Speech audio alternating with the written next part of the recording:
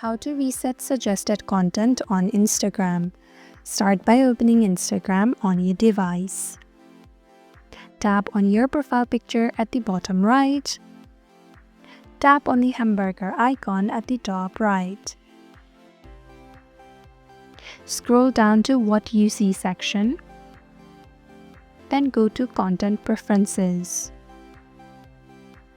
There are various options here. Tap on Interested. Make sure that the topics you're not interested is not in this section. Then go to Not Interested. Here you can find the post that you're not interested in. Now if you go to Specific Words and Phrases, you can add in the words or phrases that you're not interested in.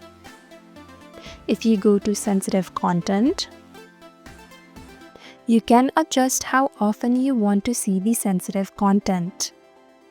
You can also do so for political topics. Go back to Settings. Tap on Your Activity.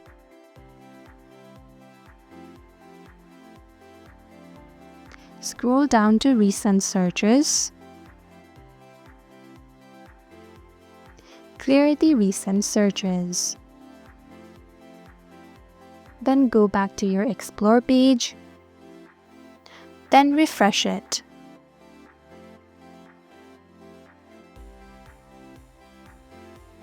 And that's it.